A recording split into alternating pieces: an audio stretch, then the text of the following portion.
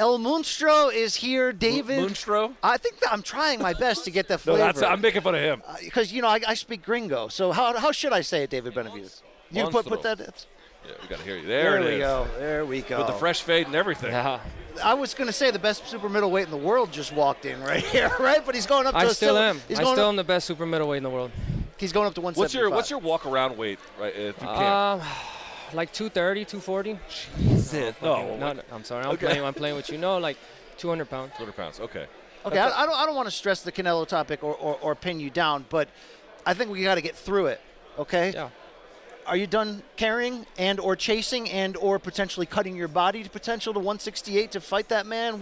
Where are you at in your headspace on that thing that we can't stop talking about? Well, to be honest with you, I did everything in my power possible to make that fight happen. I beat the fighters that they told me I couldn't beat, and I was #1 contender for the past 3 years. But I had my hands tied. I did everything in my power possible to make it happen. The only reason this fight is not happening because Canelo doesn't want it to happen, because he knows damn well that once he faces me, I'm taking all those titles home with me. Is there any part of you that's saying, well, he's just trying to raise the price tag? Saudi Arabia is here, and that's changing things. You know what I mean? I can't keep thinking about what he's doing, what his strategy is. I've done my job. I've done my job perfectly, and I think it will happen. I just don't know when. I think this is too big of a fight to leave on the table like that, and everybody wants to see this fight, and I want to be in this fight included. You know what I mean? I want to show the people I am the best of the world, but I don't know when it's going to happen. All right, final question for me on this. James Toney sat in that chair and called Canelo a bitch to the camera. You seem to still keep a very business-like level head. You're not out there saying, Canelo, what do I have to do, piss on your lawn? You're just sort of like, all right, you don't want the smoke? I'm making my own name here. Was there a moment that changed, or was it always sort of the way where it's like, I don't need him to define my career? Yeah, it's always been like that. Since I was a little kid, I never had that thought in my head like, I want to face Canelo. My main objective is to become the best at whatever weight class I'm in. And I was trying to do that at 168. I was trying to unify the titles, but I didn't get that opportunity. So I came up to 175. Now this fight is going to put me in position to fight for all the titles at 175, and I'm going to continue being dominant force in whatever weight class I'm in. Who wins when Beterbiev and Bivol finally square off? I'm leaning more towards Bivol, but I can't say because they're both great fighters. So it's a 50-50 fight. But you lean Bivol. Tell me why you at least lean that direction. Because he's a hard puncher and he's a boxer. Meaning he moves around a lot. As you can see, Beterbiev, he had a hard time with Oleksandr Gvozdyk, and Gvozdyk was boxing, but his punching power is not like Bivol's. So I think for that reason, he's going to have his hands full of Bivol, and that's why I'm leaning towards Bivol. I got to jump in and ask you something, because there was a man in this chair earlier, Stephen Breadman Edwards, who we love, who said, I'm not breaking any news here. This is knowledge that David Benavidez fought all these light heavyweights in sparring before, and it kind of put it on them, warned them out. I put it on all of them, on all of them, and they know that too. But I'm not showing no disrespect. They're all great fighters, and I know I have to come 100% prepared for each one of them because all these guys are beasts. Is there an expiration date in terms of how, you can't make 168 anymore? No, I can make 168, but for what? For what? Right. For what? Just the opportunity. Yeah, just the opportunity. I could definitely make 168, but that's why this fight is perfect. It was a perfect time to come up to 175 because I did everything in my power possible to fight for all the belts. But because that's not given to me, now I get to test my skills at 175. Could I talk about how you developed your style? Because obviously you are extremely effective. You walk people down. And I'm not here to in any way honor the haters that you see online. But one of the things people bring up is you have a squared stance at all times. But it completely works for you. If you take a look at the square stance, that's an art that not everybody could perfect. Okay. Julio Cesar Chavez did it to perfection. That means you're basically ambidextrous. Yes. What is it? Sure. You use right. both hands. Yeah, you could use the lefty stance, or you could use the orthodox stance. So if you know how to use it, if you're comfortable, you see me in all my fights. I've used it pretty well. And the people that are complaining about that because they don't know how to do that. Did you develop that style despite coaches telling you to stop, or were you encouraged to do that? My dad never told me to stop. My dad, first of all, we'd work on the jab, opening them up, and then once we get them to the corners, then you start to pick. But boxing is, you have to pull tricks out of your hat, meaning that you have to touch here, you have to touch there. You have to be really unpredictable.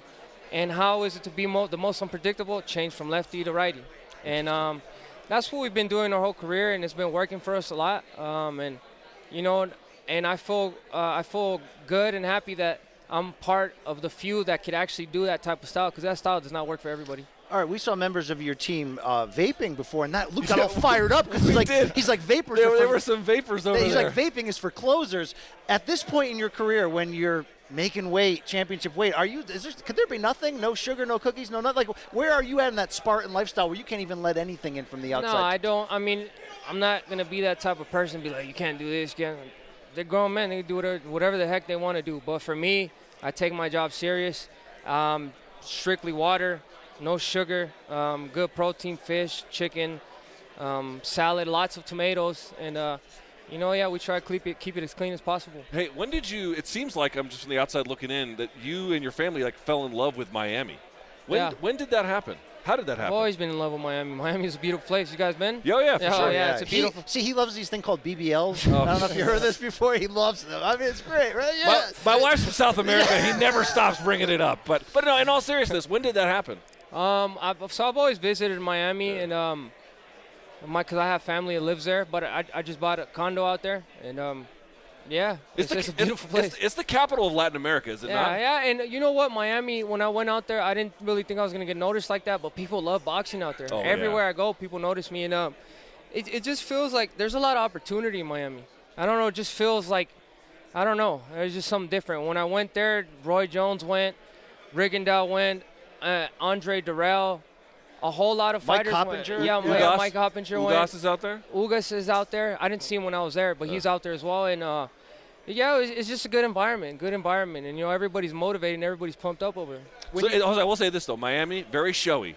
You have to, you know what I mean? Like, everyone's got nice cars. Everyone's got, like... He's pretty showy, too. He's a badass. I was going to say, I saw the car in... How to fit in. Dude, that car, the one that's metallic looking. The gold one. How did you get that? Well, I bought it from the dealership, and then I wrapped it gold. Oh, that thing is amazing. Yeah, that's nice. Wow. All right, I got to ask you about Oleksandr Gvozdyk, your opponent on Saturday. I got a lot of respect for him. He's 37 now, though. 3-0 on this comeback. What is the real challenge that he brings to the table for you on Saturday? He's a very decorated fighter, decorated amateur, great ex-world champion. His only loss was to Beterbiev, but he actually knocked out Adonis Steven, one of the most fierce light heavyweight champions in recent memory. So I'm definitely come 100% prepared for this guy. I know what he could do, but I know his strengths, I know his weaknesses. But this is the challenge that I wanted to take, and I wanted to show everybody that I am the best in the world. Do you think that this one, any chance this one goes the distance? No, hell no. I'm gonna knock out Oleksandr Gvozdyk. You can mark my words, and I want to steal the show. I know I got stiff competition, and Gervonta Davis and Frank Markin are gonna duke it out, but by the time this event is over, this is going to be the David Benavidez show. You seem to be one of the more beloved fighters of Turki Al-Sheikh of Saudi Arabia, that he seems to have his favorites, and he mentions you a lot. Yeah. Is there a budding friendship and relationship? He's a great guy. He's shown me a lot of support. He's a great guy, and we definitely, me, Al Heyman, Luis Cubas, we'd love to do business with him. When you think about where you are in, 3 years, what does that look like in your mind? What have you accomplished? Definitely unified world champion, I think, at 168 and 175. When I was a little kid, I thought it was going to be impossible to even win one belt. I got 3 of them now, and now that I know I could accomplish greatness, I'm just reaching for the stars now. Do you think you can get to that number 1 spot? We got Inoue, we've got Usyk, we've got Crawford kind of in that space now. Yeah, that's my dream. That's what I envision in my head, and that's exactly what I'm going to manifest into my life. Wow. I can't wait. I'm feeling the aura, the energy. He's ready, he's dialed in, he's focused. David Benavidez, El Monstro, the monster, is back. Closing comment, though, because Mike Tyson gave you that nickname, and Mike Tyson's going to box Jake Paul. Do you want your friend Mike to do that? I know you want him to cash the check. We all do. Yeah. But it's going to be a nice check, probably. Is it a bad idea or what? Mike Tyson's Mike Tyson. If Mike Tyson asking, if you're telling Mike Tyson, Mike, is going to be a bad idea you face Jake Paul, he'll probably slap you. Yeah. You're right. But like at the end of the day, we just want everything to go right. It's a good fight. Mike Tyson still got the fire in him, but Jake Paul is a tough opponent for him too. So I'm sure it's going to be a good fight. Big audience on Netflix. Yeah, we'll see. David Benavidez, thank you. Best of luck to you on nice Saturday. To see you. Can't wait for the fight. Yes, sir. Always a pleasure to chat you with you. But if you download the DraftKings Sportsbook app, and if you are a new customer using our promo code MK, and you put $5 down on anything, Celtics Game 4, whatever you want, $5 down, $150 in instant bonus bets. That's right. What do you have? Listen. For you to use. You're not going to get much better deals anywhere, and this is a phenomenal one. So new customers, $5 down, And you get what is it again? $150. Bonus 150 in bonus bets. I mean, it's just a great way to get in on the action. And again, we mentioned before, it's not just, hey, is Gervonta going to win up or down, or is Frank going to win up or down? Put a little parlay together. Parlay actions, all of it. So if you're a new customer, go get that DraftKings Sportsbook app, $5 down. Use the promo code MK, and really let DraftKings do the rest of the work. Let's talk about some latest line shifts from DraftKings regarding the main event, Gervonta Davis versus Frank Martin. Tank opened at minus 575 on the DraftKings Sportsbook, but has since been bet down to minus 700. 7-1 Tank Davis. And Frank Martin opened at plus 400. He is now at plus 475. And get this, Tank to win in round 1. So it'd be a knockout, right? Tank to win in round 1 is the most bet round betting prop by handle and bets. It's the most bet one. Wow. So people are really putting their cash down on the idea that not only does Tank get rid of Frank Martin, that he does it in round 1. I mean, look, Frank Martin would have to go out there and mess up and leave himself wide open for that to happen. This is going to be interesting. This is I don't see that necessarily. That seems like a lot. That seems a bit extreme. Yeah. But to recap, we have had a fantastic lineup of guests that will only continue. We had, let me just recap one more time what we just said right there, Drafts. Download that DraftKings Sportsbook app. Let's get $5 for new customers on anything. Using our promo code MK, get $150 in bonus bets. DraftKings, the crown is yours.